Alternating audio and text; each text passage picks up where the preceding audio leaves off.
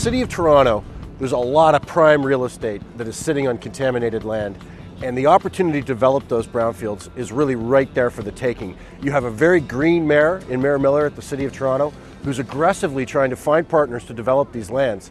So come with me and we're going to see what the mayor has to say. This morning, in fact, we were at the PCV conference, and brownfields is such a hot topic, and knowing that the City of Toronto and your waterfront development plans, you've got a lot of brownfields down there.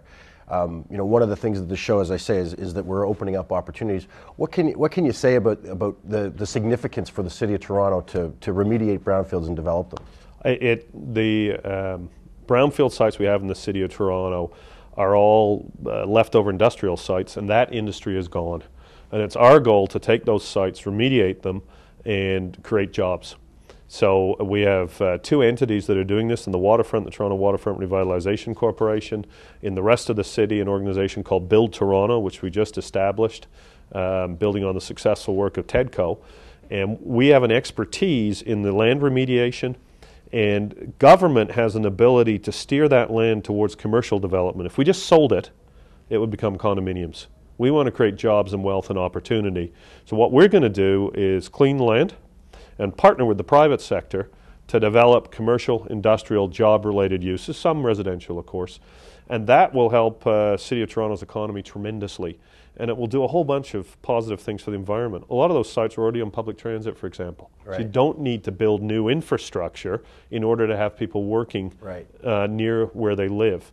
The cleanup techniques, as you know from the conference today, are so far ahead of where they were even a decade ago. It's remarkable. It can be done efficiently, effectively, and it's all because of new technology. And it's all because 10 or 15 years ago, people saw an opportunity, entrepreneurs saw an opportunity to invest in these new technologies because of some of the environmental laws.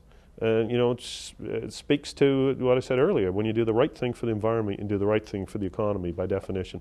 So in terms of investment from the city's perspective in remediating these brownfields, I mean, what kind of dollars are we talking about? Well, you're really talking billions. One site in the Portlands, one site where Chorus has its head office is an investment of over $120 million because we were able to clean the site and bring Chorus's head office there. That is one site. There's hundreds of them in Toronto, and it creates extraordinary opportunities. And at this time of economic uncertainty, when financing for real estate is tight, even though the Canadian banking system's in much better shape than the US, there's still some ripples. And when financing's tight, one of the things that government can do is make its land available. That's a way to partner with the private sector and overcome some of the financing hurdles. And so there is literally the possibility of billions of dollars of investment, creating commercial and industrial and some residential right in the City of Toronto. It's an extraordinary possibility, and that's all come about because of the modern techniques of remediating land. And have you got developers that are approaching the city that are basically specializing in brownfields? Oh, absolutely. I worked directly with some of them when I was city councillor in the ward I represented, High Park, Parkdale. It was an old Stelco plant. Right. It used to have its own train station called Bolt Works because they made bolts.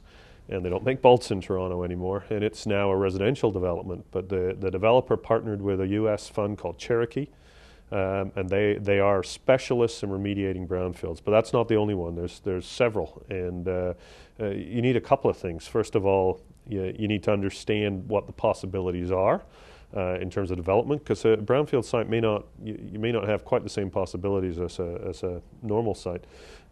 Second thing is you have to have the patience to hold the land long enough to clean it. And the third thing is you have to have knowledge around the environmental techniques. With respect to the city-owned sites, those first two issues we can deal with. And that allows us to partner really effectively with the development industry. Right, you create the opportunity, then they come in and basically manage the project. They do what they're good at. Right? They're good at developing. We're good at holding land and cleaning it because we have a long-run vision. Mm-hmm. Right? And so it's really, this moment in time, it's a very important opportunity.